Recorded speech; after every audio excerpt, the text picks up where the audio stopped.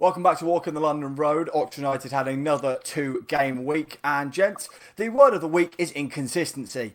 A dreadful performance against Wrexham, and then a decent first half against Sheffield Wednesday. Of course, we're going to cover both in relative detail. Join us this week, of course, Connor and Will. Will, welcome back. Recovered from a pretty nasty illness. We doing all right, mate? Yeah, not too bad, thanks. Yeah, I haven't been able to go to a couple of Oxford games for a while, but I think that's probably helped me recover quickly. If I'm being honest, I think seeing Been missing the an awful lot, mate. performances that we've had recently would have made me a lot worse. So. But yeah, I'm Yeah. all right now. Thank you. And Connor, we saw each other at Wrexham, and other than the diabolical performance, again, we'll talk about in a minute. I quite enjoyed Wrexham. Did you? Yeah, I quite enjoyed it. I enjoyed taking the ground off. Not sure about the ground itself. I enjoyed the lager, which was nice. Yeah. On Saturday, I'm having laser tattoo removal, so I'm having lasers Oh shot yeah. into my arm, and it's quite painful. But it wasn't as painful as what I saw on Wednesday, nor from some of the stats I saw from Saturday, which we'll get into. Yeah. So we'll start with that trip to North Wales. Gary outside, obviously fresh off the back of a 1-0 win against Derby. And a lot was expected. This was, I think we talked about it last week, that this was an almost, had to be a minimum nine, maximum point week.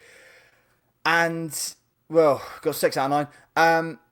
Obviously, the lineup. Let's have a look at it. Jamie Cumming started in goal. The back four made up of Brodie Spencer, Michael Hellick, Kieran Brown, and Jack Curry. I think this was unchanged from the Derby County game, if I remember rightly, chaps.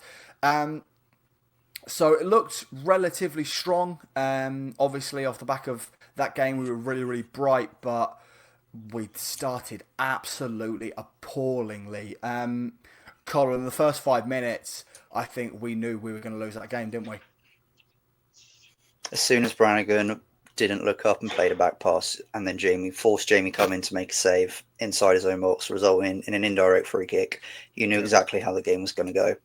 Everybody had their head in their hands from that point. 5 minutes in, even before that, even it sounds ridiculous. Even before that, you could see that just something wasn't right from the minute go. Just something wasn't right with that team.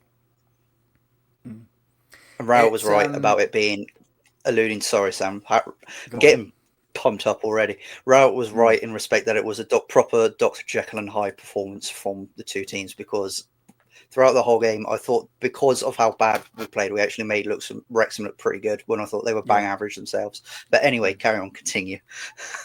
I mean, I think I said to the person next to me that we're making Wrexham look like prime Bayern. The way they were moving the ball, we allowed them to do it. It was so easy for them. Credit obviously for Wrexham in how they made us look like a League One side. It was diabolical. Will, that back pass, as Connor said, it set the tone. Yeah. I was getting flashbacks to the two previous times Brannigan's done it and led to us conceding a goal. Yeah, it really set the tone. I think it was such a frustrating watch, such a sort of stop-start game. I think it was also one of those games where no matter what we did, no matter how many advantages we had, whether that was playing against 10 men for the last 20 minutes or all the attacking players that we sort of threw onto the pitch, like to sort of like try and get something out of, we just weren't going to score. We weren't going to get anything out of it. I think you sort of got the sense of that. I mean, like you said, your head were in your hands for the first after like 5 minutes, but like, I think for me, once it hit the second half and like I realized we were just getting nowhere, I just knew it was just going to be one of those games where like, no matter how close we got, we weren't getting anything out of it. We weren't getting any goals. It was just going to be a really frustrating, boring trip to Wales that just resulted in us getting nothing. I mean, Yeah. we hit the crossbar. I think that's the closest we came. But other than that, there's really nothing to shout about from that game. So, brace yourself, viewers. This is going to be disturbing viewing. Let's look at the team sheet and let's put up the stats. I put on my story to all of my mates that we could have been playing all night and not scored a goal. Cheers, lads. As you can see, that couldn't have been more Correct. This is across 90 minutes. This is absolutely diabolical. Connor, walk us through the appalling attacking display from Oxford United. I can't because there was none. And I'm not even joking. I can't because there was none. I can think of maybe one opportunity that we had in the first half. Stan Mills down the right-hand side and then got slung off at half-time quite rightly because he was a shadow of the man that he was against Derby County. And I'm sorry, Sam, that is it. That there was nothing else there. It was non-existent. Getting absolutely peppered by Wrexham's attack, as you can see on the stats and on the shot map. Like, I didn't recognise my team, and especially after how we played against Derby County, and as you say, it was unchanged. I think that maybe a fair few of us rocked up thinking, okay, we can do these. This could be a walkover because they haven't won at home all season. While they've improved, they've had a few shaky performances, and if we can carry on what we did after against Derby, then we should be good as gold. But it's just how Oxford goes, isn't it, Sam? Where you expect to pick up points, we don't. When we don't expect to pick up points, we do. So I can't give more than that, as I said, because we had no attacking threat throughout the entire game. I think you and I even said to each other when we bumped each other in the stands that it would be super Oxford United for us to lose this game, given, like you said, they haven't won at home. Will, the biggest red flag, I think, for me from just how poor this was simply Wrexham's best chance of the game isn't the goal, if that makes sense. The effort from Sam Smith late on, he should have scored that. He should have made it 2-0. An amazing. I'm so glad he didn't score against us, though. I don't want to concede against Sam Smith.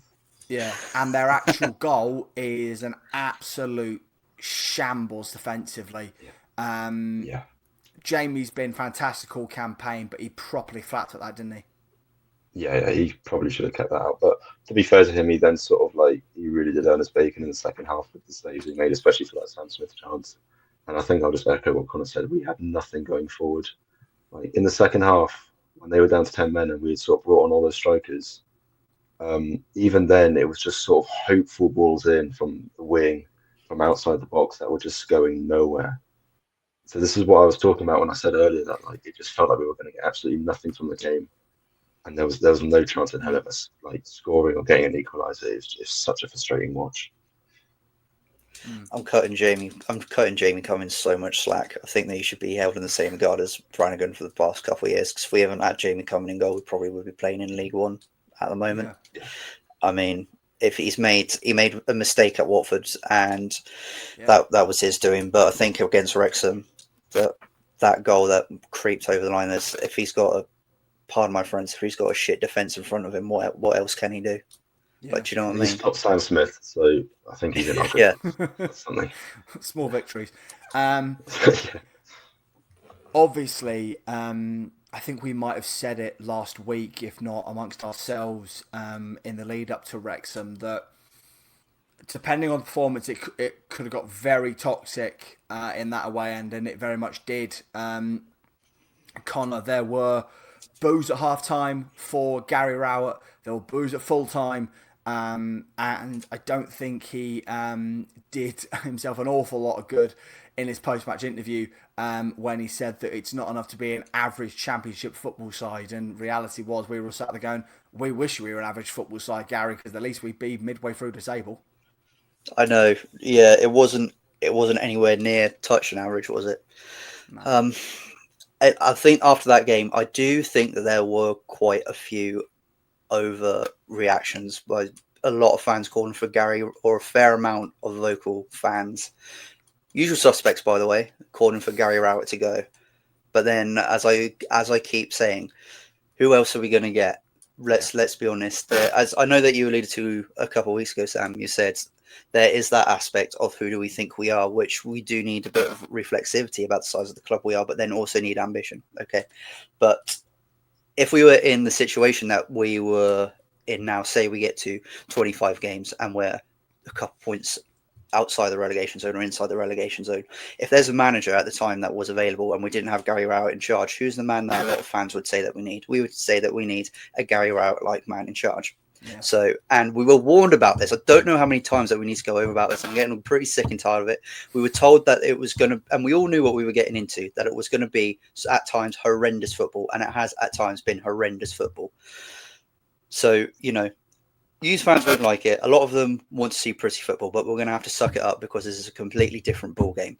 And to be fair to Rowett, if we want to balance it up, there is no reason why the exact same team that he put out on Wednesday night, why they performed so differently to how they did on the Saturday. I know you could say that Rowett is setting up differently to how he does at home to how he does away, and we can see that, but there is absolutely no reason, if you take away the tactical setup, in which there were tactical differences, because, you know, as usual, he wants to sit back and be a bit more pragmatic, it seems, away from home than he does at home. I'm talking more now about the effort and the lack of desire and the lack of just common sense football that there seemed to be at Wrexham. So I think on that night, whereas Rowett does need to, you know, shoulder a bit of responsibility, because at the end of the day, it's his team, the players needed to shoulder a lot more of responsibility than the staff, and Rowett did that night. There's been a lot of conversation from Southampton fans and, you know, Norwich fans and, you know, other teams whose managers are under a lot of pressure at this point in the Championship about, yes, you know, the manager takes a lot of blame. It's him who always loses. You know, managers always lose their job first. But like you said, you know, the players that step over that white line, it was the exact same squad from Saturday. There's no reason they should have put in such a different performance. I'll be completely honest and say that my head was on Saturn on Wednesday night after that game. I was absolutely fuming. And I just, you know, needed to get home and sleep on it and, you know, have a think about it in the cold light of day. No doubt that, I think you said a couple of weeks ago, Connor, that if we sat Gary Rowett, there'd be sides higher up the division that would, you know, be looking at him, no doubt about it. This is very much I think I've said this a couple of times before, the fact that in this season we've had some pretty good highs, but the lows are so bad that it kind of it takes everything out of context. Like we said last week, Connor, that our record isn't actually awful in the last couple of games. It's not as good as it could be, but it's not terrible. But again, it's the fact that the lows are so horrific that, well, I've walked out of I walked out of Wrexham more frustrated than I was when I walked out of Sheffield United. And I walked out of Sheffield United more frustrated than I was when I walked out of Birmingham. And the same after Hull. There's no in between. There's no neutral. Oh, it's a shame. You know, we got thoroughly outplayed by that opposition. There's either, you know, we were really good, Oxford are back, all that kind of stuff, or there's, what the fuck was that? Yeah. I think it sort of feels like now, after every loss, there's like someone sees as a justification to call for Gary Rowett's head. Yeah. Like after every loss, after Wrexham, after the losses before them, which I've gone blank on, I can't think of. There's always people on Twitter, I want the manager gone, he's holding us back. You know, if it weren't, you know, any other manager could get this team mid-table, I've heard people say, which, you know, I think that's pretty wishful thinking. I think sort of it's very different to last season. Last season, there was an acceptance that it's going to be a tough season because we're a small club, we're in the Championship, we're undoubtedly going to sort of end up near the bottom end of the table. And there was sort of an acceptance that, like, after every loss, there were some bad losses last season, obviously, but like for most losses, we were like, okay, well, that sucked. But we're a Championship. You know, we just need to win the next game. We need to win this game. We need to beat Hull. We need to beat whoever we need to beat. And then we'll stay up. Whereas with this season, like, I don't know, it feels like we've sort of forgotten that. I'm not saying that we should just accept that like every game is going to be difficult and most games we're going to lose. But it just feels like, I don't know, just like every loss is sort of seen as like, right, that's it, get rid of the manager. You know, I know there's always going to be some people on Twitter who say that, but it feels like this season a lot more than last season, if that makes sense. Like we're not really as accepting of the fact, as we were last season, that we are in the Championship. We are a really small club. We're probably the smallest club here. We got 3 stands. We only get about 9,000 home fans every home game. Like, we're not going to be winning every week, and we're not. And sorry to say, but like most weeks, although it'll be nice, we're probably not going to be competing. There are some weeks going to get battered. There are some weeks going to be really, really poor. And I just feel as though, like, I don't know why. I don't know if it's because Gary Rowett's form last season was actually quite good. If you look at just the time when he was manager, so maybe sort of our fans are expecting a little bit more, which is fair enough. But I don't know. I feel like everyone just sort of flies off the handle a bit too quickly, basically, and we don't really accept that, like, we are a small club in a really tough league, and we're going to struggle this season. We're going to end up near the relegation zone, like, whether we like it or not. We're not going to finish mid-table. It'll be brilliant, but it's just not going to happen. Yeah. Sorry, Sam. Some people won't like this because they'll say that their eyes are all that they need, and what they need to see is what happens on the pitch. But unfortunately, for a lot of people now, stats and metrics is involved so much more in football now than just purely what you see on a Saturday. If you look at our stats, such as XG, chances created, XG conceded, we're actually pretty firmly in the middle of the pack. Whereas last season, which is pretty encouraging signs, we were towards the bottom in nearly every single metric. We were way outperforming XG, for example, like thunderbolts or set pieces. Now, if you look at it this season, I think that we're in the middle of the pack when it comes to, say, XG, and I know that people shit on XG quite a lot, maybe because they haven't taken the time to go and educate themselves on what it actually means and what it can show you. But at the moment, we're relatively similar to our XG conceded. But the only thing that you can take away from that, if you look into it, the only bit of concern would be that we've only scored 3 goals from open play this season, which is something that I know that Rowett and the team will be concerned with. And then when you use what I said about most people will, use their eyes and judge on what they've seen on a Saturday, everyone can see the amount of missed chances that we've had. We've been able to create chances, but it's just being able to stick the ball in the back of the net. Because, as I say, also defensively, we've been okay this season. But it's just those moments in time. I think that on Wednesday against Wrexham, you can compartmentalize it and say that it was just an absolute shit show. But it just seems to be moments and choices, that players don't seem to be making the wrong choices at the wrong time, and that's what's really been holding us back. So, it's funny you mentioned missing chances from open play. There were 3 huge ones in this game. Oxford travelled to a Hillsborough that, despite the result, was absolutely jubilant because Dejan Chansiri has finally been removed from that football club, and hopefully they can start to rebuild. Obviously, it's unlikely to be this season because they are now sat on -6 points. But a lot of Wednesday fans are saying, look, as long as he's gone, it doesn't matter if we're in League One. It means they can build. Now, it's interesting you mentioned about, I think it was Connor, about Rout setting up different away from home than he does at home, because God, he did in this game. Rout deployed a 5 at the back, with Brody Spencer and Jack Curry as the wing backs, the centre halves of Mikhail Helik, Kieran Brown and Ben Davis. Davis coming back into the lineup after getting a knock, and obviously we spoke about what unfortunate timing that came as, because obviously it's coincided with Kieran Brown coming back fully fit, and Brownie was always going to get straight back into that side. Brian Kozmak and Cameron Brannigan, and then a really interesting setup of Philippe Krastev, Will Lancashire and Nick Prelek. I can't lie, when I saw that lineup and I saw we went 5 at the back, I did audibly say, oh, for fuck's sake.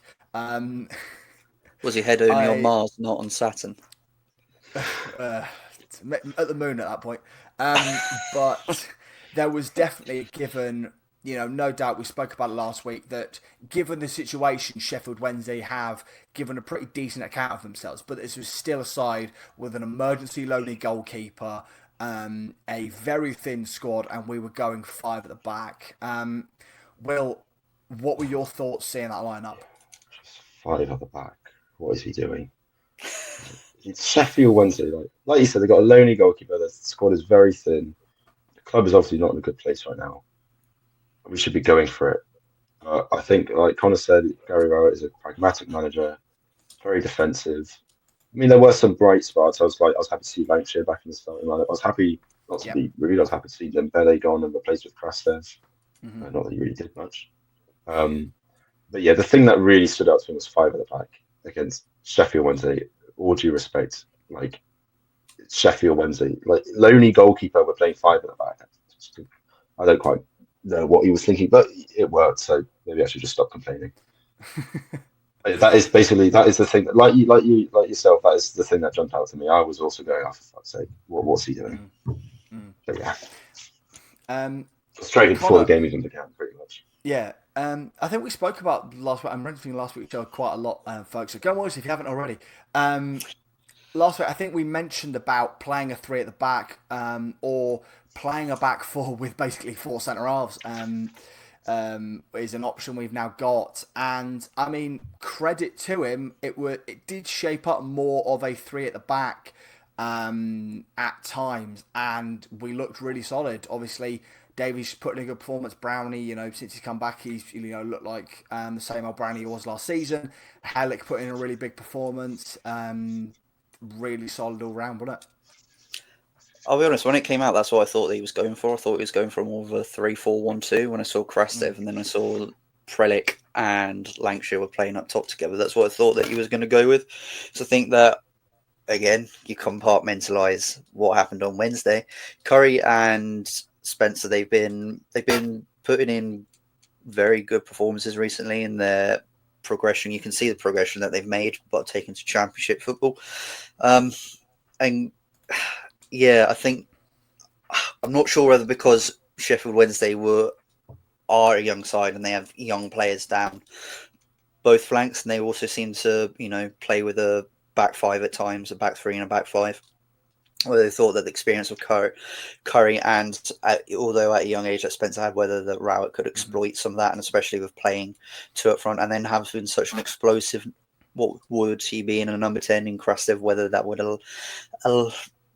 really play into Krastev's hands to be able to really go at the Sheffield Wednesday defence. But you know what, Sam? This is so bad. After what happened on Wednesday, I'm already at the point of I could literally not care as long as there could be a 1-0 result for the rest of the season. All the wins could be 1-0. I don't care, just as long as we get points. And how bad is that in October, by the way? I don't care about the performance. I just want points. No, genuinely, I've reached the same point. Like, we could play 7 at the back and put Mark Harris as the lone striker. If it works, it works. I'm going to watch it. I just want 3 points on the board at this point. I think I've reached the same point. Yeah. It's not even November yet. It's interesting what you said about Krastev, Will, because in his short cameo, I thought against Wrexham, he was one of the only players that came up with a little bit of credit. He did pretty well in the defensive side of the game. And as we've spoken about before, the thing about Philip Krastev is that he's got that like Jack Grealish thing about him where he takes the ball in stride, draws fouls, and he had a massive opportunity in this game. And lads, we actually get to talk about some goals in this part of the podcast. So as per usual, we'll bring up the stats. Very much a game with 2 halves. We'll talk about the... to be honest, we started really, really brightly in this game. Obviously, from the kickoff, Sheffield Wednesday pump it out of play, as is the new, very odd tactic at the top end of the sport. But as soon as we got possession, then we were for a lot of that half camped in Sheffield Wednesday's around Sheffield Wednesday's box. Don't get me wrong, they had some very good opportunities, but a lot of creation from Oxford United, and a really, really good ball from Cameron Brannigan finds Will Lancashire. I think it's 12 minutes in, and the England youngster gets back on the score sheet. 4th goal of the campaign. Really, really good for him, and a great way to start the game. Yeah, it was a really good start. It was all Oxford. Pretty much. And it was a really good ball from Brannigan too. I think this is important to our informed striker who was able to put it away. I think if you put that ball into Mark Harris, I don't really trust that to go in. I think that was sort of proven in the second half, but I know we'll get Yeah. onto that. But yeah, it was a really good start. Sheffield Wednesday did have a bit of a response after that goal. They had a couple of good chances, but like nothing really of substance. Like they didn't have any like there's nothing where you thought, how's he not put that in? But yeah, it was it was a really good sign. It was all Oxford pretty much, and I know we'll get onto this, but I think we should have been a couple more up by the Yeah. time that the second goal went in. I know we'll talk about that. Really good example that the assist Brannigan put in of effective recycling of the possession, cleared from a corner kick. The boys are staying up high in line with the Sheffield Wednesday defence, and 2 or 3 players attack that ball. Ben Davis being one of them. Obviously, Will Lancashire, the man whose head it goes in off. Really clever attacking play off the set piece. But the more impressive goal, and the one that I think will be more remembered from this game, is from a certain Cameron Brannigan. As we mentioned a little bit ago, it comes from a goal that Friedrich Krastev should have scored. It's Lumley with a horror clearance right into the path of Krastev, and he's got to score. He's one-on-one with the goalkeeper, shoving the back. Goes down a little bit too easily, so doesn't get the decision. But I think almost deer in a headlight situation for Krastev there, Connor. That he should have just dinked Lumley and put it in back of the net for 2-0, shouldn't he? He's got to score. He's just got to score. It's happened time and time again, and it happened again during, I think, in the second half with Mark Harris. Yeah. I'm thinking of game I've been at. I think Blaheta, Bristol City. I'm fairly sure there was an opportunity at Hull as well. Even Stan Mills against Derby, he had an opportunity which he should have put away. This is what I mean. Players this is what I mean. Players at this level, either taking the wrong touch or not timing their shots correctly, or not taking the correct shot at the correct time. This is what I mean. This is championship stuff that you need to be on it and make the correct decisions. But then it's almost like it's almost like you couldn't quite believe the opportunity that he found himself, and you just didn't know what to do. And caught in like 2 minds, and it led to a goal. So. But yeah, that's the thing. It's collected clear forward, and then free kick is won. I think 25, 30 yards out. I couldn't quite tell from the from where I was sitting the away end. And Brannigan does Brannigan things. Not as thunder bastard like as his goal against Cardiff, but brilliantly. I mean, I won't lie. The Lumley is completely let down by the Sheffield Wednesday wall as they part like the Red Sea, but brilliantly taken by Brannigan, bounced in front of Lumley, so the man on loan from Bristol City can't anticipate the flight of the ball, and it nests in the back of the net, and Cameron Brannigan with another beautiful goal. And at that point, we're in absolute dreamland, Will. Yeah, like you said, it was a great free kick, but it was massively helped by the ball parting, like you said, parting like the Red Sea. I don't know what that was doing, but the goalkeeper spent the whole of the half time just shouting at them for that excited of. But yeah, I think we deserved it. I think we deserved to be more up. To be honest, I think we should have. Honestly, with the opportunity that we had, we should have been 3, maybe even 4-0 up. It was a brilliant free kick. It's what Brannigan does. Sort of good to see him get back on it after the horror show that was Wrexham and his back pass and all the mistakes that were made in that game. It was a brilliant free kick, and it's what we deserve. We deserved. Well, no, we deserve more, but we deserved at least to go in with a 2-goal cushion. And it's always good to score sort of close to the halftime whistle as well.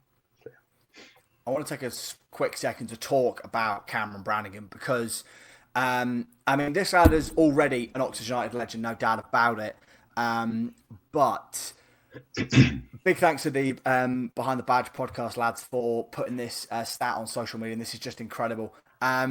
So that was Brannigan's 339th appearance in an Oxford United shirt, his 60th goal, and with those, he is now just the 3rd player to feature in both of our all-timer lists. He is in the top 10. He is our 10th highest goal scorer in the club's history, and he is 15th for our top 20 appearance makers. statue inbound, isn't it? Yeah, he needs a statue, I think, outside that new ground. I think he is a club legend, not only for like the performances he's given us and like all the moments he's given us over the years. I'm thinking back to, back during, he's been a year, so I'm thinking back during lockdown when I think he was the one who won the penalty shootout against Portsmouth that sent us to Wembley. Yep. And all the other moments since Cardiff City, that free kick against them. Also the loyalty that he's shown us, staying at Oxford when it looked like he was just about to be torn away. So yeah, I think he's definitely a club legend, and statue would be deserved, I feel like. As well as some other players, Joey Beecham, James Constable as well. But yeah, Brannigan's definitely up there. What is your favourite Cameron Brannigan goal? Oh, have I completely thrown you?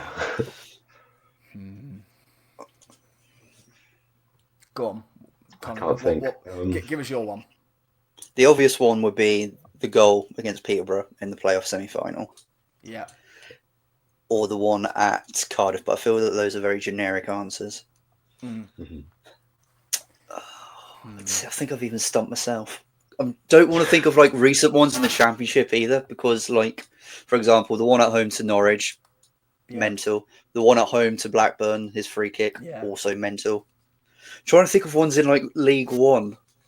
Because that maybe the one against Ipswich where it was just complete and utter fog and no one could see absolutely anything. It was a great goal, but I don't remember it because like I just saw the ball fly into the goal and then everyone started cheering. So yeah, I mean, it could have been from outside. It could have been from the halfway line. I would be none the wiser. But yeah, that was a nice goal to score. We've seen Brannigan in the flesh in every situation. I think that you can see of football, that you can see him in for your club. But before, I can't believe I'm saying this, before his time at the club is out, I've got to see him against Swindon in the flesh. Because during lockdown, we obviously couldn't go see him. I've got to see him during Swindon at the Kassam. I've got to see it. Just over a slide challenge and maybe not accidentally takes out Baldy and Holloway. Yes, yeah, I've got to see it. I've got to see him curling 25 yards. I've got to see him go full Chris Maguire like he was in 16-17. Oh, dreams. I'm just trying to think. Like you say, it's a very generic one. The only one that, like, just because of how insane it was, how unpredictable it was, is that Cardiff goal. We talked about it a couple of weeks ago. Stood in that away end, thunder bastard, top corner, sends the away end mental. That goal keeps us in the division. But yeah, I'm trying to remember ones from League One days. I've got it. Remember at Cheltenham, I think we won 4-0. I think it was the third goal of the game. Remember how he took it in from the left-hand side? He took it and he like dragged it back and checked the Charlton boy. And then he absolutely curled it and whacked it in from about 35 yards out. Watching that in person was absolutely unreal. Unbelievable game as well. What a goal. That might be it for me. There's so many. That's the thing, is you can, like, so many of his goals. You know, he's obviously a bit of a penalty specialist, but given we're not getting penalties in this division at the minute, he's made free kicks his bag, and yeah, I'm so glad that four penalties he's stuck with us. In one game. Am I right in saying? Yes. Yeah. Was that Shrewsbury, wasn't it? That was Gillingham in, I want to say, 21, 22, I think. Yeah. Because I remember a story from that, is that I think it was the Exeter game in the promotion season. We got 2 penalties in the space of about 5 minutes, and obviously Cam doing Cam things, he tucked them both away. And someone from the national press had asked him, "Have you ever had to take 2 penalties in a game before?" He's like, "Yeah, I had to take 4 in one game a couple of years ago." It was just kind of, it's just like Cam's going, "Yeah, it's kind of what I do." But yeah, you know, I thought that this game is also a perfect example of, you know, again, Brannigan doing Brannigan things, because obviously he has to go off injured, I think an hour in, but he tried everything in his power to not go off, because, you know, Brannigan, you know, he's almost lost an eye for this football club. I think he's willing to almost lose a lot more than that. I think that's another thing that makes him a fan favourite. So he just wears his heart on his sleeve. Yeah, He will fight for every ball. He will. argue every decision with the ref, as I think we're getting used to now, which is sort of, I don't know if that's what you want in the captain, but it's nice to see every now and again. Like he will I do fight love. every tackle. It's okay. I do love the fact he's a Go on, proper little gobshite, and the fact yeah, that he's now a captain, he can get away with it.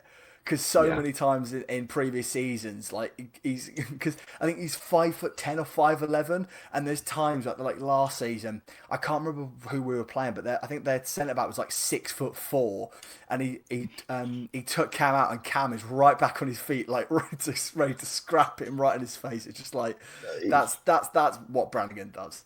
He would fight Tyson Fury if he was told to, and if he had to do it for this club. Yeah. He's brilliant, and I think that's one of the reasons why the fans love him so much. One of the reasons I love him so much is just because he's really passionate. He fights for every ball, and he appreciates the fans as well. He always comes over and catches supporters. It's what you want in a player, basically. I was going to say, well, you touched on it there. Like, I think that's the one thing about Brannigan. Like, he plays for the club as if that it was one of us playing for the club. He also communicates in a way that communicates with the fans in a way that if it was a fan that was communicating with fans. I think that what isn't talked about enough about Cam Brannigan is that remember on the very last game under Carl Robinson when we lost 3-0 at home to Bristol Rovers, and I don't think Robinson came out for an interview. And then Brannigan was the captain for that game as Elliot Moore was stripped of the captaincy. And Brannigan threw Robinson right under the double-decker bus. And I think I don't think anybody expected that. And everybody was so shocked. And I think gained respect if there was any more to gain of every single Oxford United fan. Because, he is.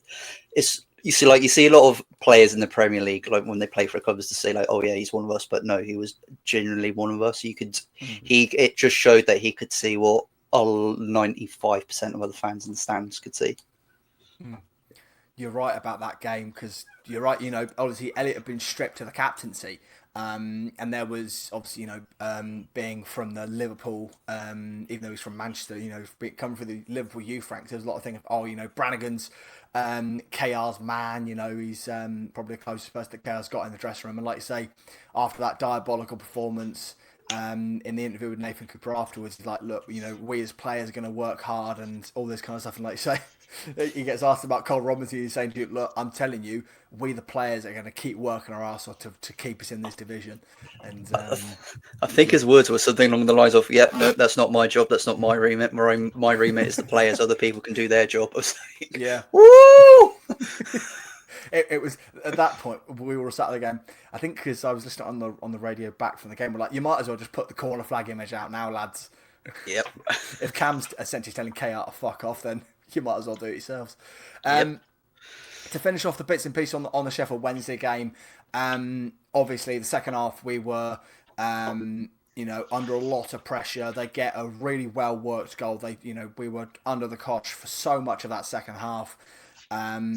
And I think Jamie Cumming made a couple of really big saves to keep the one goal advantage in hand. And as we mentioned a little bit ago, both Shemi Poheta and Mark Harris had massive opportunities to wrap that game up. Shemi in the 90th minute and Sparky in the 93rd minute. Shemi's is the one he did against, I think Watford, QPR, I think he said kind of maybe Hull as well. There's a couple other times where he's gone through on goal and he's got to be scoring. He's misjudged the direction of the ball as he's tried to pass it in the back of the net. Sparky's is I've always been one of Sparky's biggest defenders, but it's a horror touch. And given the lack of confidence and the form that Sparky's in, you just had a feeling he was going to put it wide, didn't you? This is the most unprofessional sentence when you're asking the question, but let's be honest, Sam will at this point with Harris and Playhead does a bear shit in the woods. Like, do you genuinely have any confidence when they go through one-on-one? Because I certainly don't at the moment, and I'm sure that they don't have any confidence either. Playeta is one of the most infuriating players I think I've seen wear a yellow shirt for a fair while, and it's not just his decision making at times; it's his lack of effort and commitment. Have you ever watched it? Well, you obviously have. Have you picked up when he tries to win a header? Like he doesn't get involved. He doesn't get stuck in. Do you know what I mean? Yeah. But anyway, that's for a different discussion.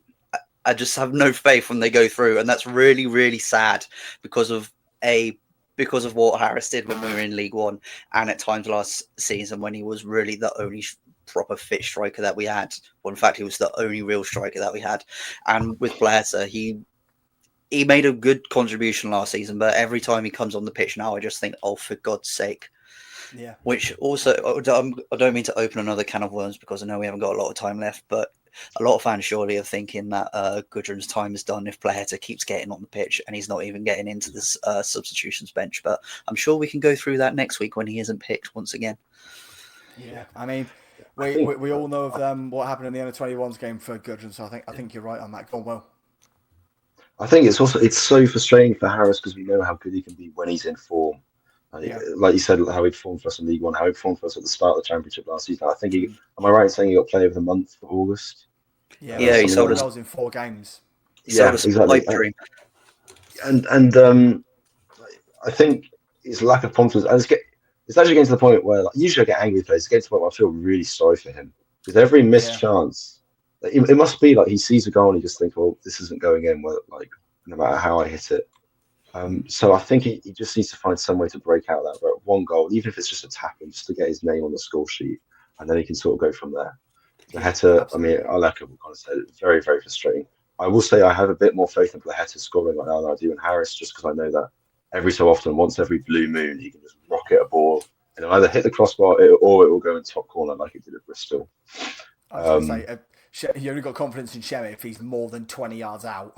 Yeah, exactly. Yeah. If he's in front of the goal, I have no confidence whatsoever. Yeah. But if he's away from the goal, then there's a chance. And Tyler Goodrum, I mean, goodness knows what happened with him. It must I think his time is done, which is such a shame because he showed so much promise in West Buckingham. It was talk of him having a really huge price tag, getting in a lot of money for the club. Also, just for him personally, because this is star boy. It's his club. He grew up here. It's sort of homegrown talent. And now it's just sort of all gone to pieces. So I don't know what happened with him. You never know. He might be picked for next week, but obviously he won't be. So we can talk about it then. I'd like that to be the case because I think I've probably mentioned this the last 3 or 4 podcasts in a row. I'm sick and tired of seeing Siriki Dembele and Shemi Blaheta on the wrong side. I'm never going to shut up about it. Why do they keep getting played on their wrong foot? I understand you want to play them as inside forwards, Gary, but they haven't got an opposite foot, which means Shemi Blaheta and Siriki Dembele have to drag it back and that allows players to... We've been over this time and time again. I mean, just not to be shitting on the whole squad, but Dembele as well. He makes choices that I just don't understand. He'll get the ball and he's very tricky and he can go in and out of players, but he will always just take one touch too many. Or he won't take the pass that he needs to take. He won't take the shot he needs to take. It's like he wants to dribble it into the goal. And it's so frustrating. But yeah, anyway, we got the win. So I'll just, I'll stop talking. Let's do a very, very quick preview for the visit of Millwall. What a start to the season they've had. Given last campaign, obviously it was a very, very up and down season. For their side. They're currently sat 3rd. They are 7 wins, 2 draws and 3 losses. 4 wins in their last 5 matches. Only conceding a single goal in their last 4. Connor, as the EFL expert, talks to us about the incredible start Millwall have had. I think that if you looked at their form towards the end of last season, that people thought that they had a shot of getting into the playoffs, which they did, I believe, up until I think it was the last or penultimate game of the season. And they're doing what a lot of people had suspicions that they would do. I think that they were a lot of people's underdogs this season. I think that they were certainly mine. I thought that they could get into the top 6 quite easy this season. And they be doing that. They've been built up ironically under Gary Rowett, and given this platform, he gave them this platform to be able to go on and do what they're doing at the moment. They've been touching at the playoffs a couple of times under his reign. A player that we'll be familiar with after his side absolutely tore us apart when he was at Middlesbrough, Femi Aziz. He has been on fire this season, so a very, very good pickup from Millwall. And interestingly, the past 3 games, in goal. A certain Max Crocombe has been playing outstanding in goal. Yeah. You forget that he's still playing football. At the age of 32, we had him. What didn't he have his debut for us when he was like 16, 17, something like that? He came through the academy as a scholar, and then I was Yeah. it from Burton, I think he was at. Yeah, he was at Burton and then went to Millwall. From Millwall. He just had the most insane luck with that transfer because, to be fair, he was Burton's best player probably for the past 2 or 3 seasons that he was there. So, on paper, expect another tough game. But on the other hand, I would not be surprised if we do Gary Rowett shithouse yellows and get our way to a 1-0 through a set piece. It's certainly going to be like you said, a very, very tricky game. Like you say, Aziz, Ballo, Ivanovic, the quality of players they've got. Defenders have been chipping in with goals, points this campaign. I'll just put it this way: Rowett got his our first away win of the campaign away at the Den. So fingers crossed, we can get only our second home win against Millwall when they come to the Castad. Obviously, going to be a very, very tricky game of football. Well, to cap us off this week, the next couple games, obviously leading into the international break, are all going to be very tricky. Obviously, we're going to do big previews for the visit of Stoke and the trip to West Brom. But we're starting to finally get a bit of momentum under us. We said that after Bristol City, and we said that last week as well. So I'm not going to get too ahead of myself. But, these are tough opposition, but we've said time and time again, this is by no way an easy league, and you need to look competitive against these sides if we want to stay in the division. I'll say for Millwall, you can talk about all the players you want to talk about and how many wins they got in the last 5. This is Oxford, and this is exactly the kind of game that we win. We lose against Hull City and Portsmouth, but we will beat the team that's third in the league because it's at home, and it's exactly the kind of 1-0 victory that will somehow find a way of sneaking in. As for our momentum, I think we talked about it when we did that episode on our favourite away days and stuff like that. And we said that this period is really crucial. We need to sort of get higher up the league and get a few points on the board. We've done that. It's been very frustrating, but we got the last 3 games, 2 wins and a loss. It's all right. It's we got 6 points on the board, and we're sort of a bit higher up the table. These next few weeks, I think it's tougher opposition. It's seeing if we can sort of keep that momentum going.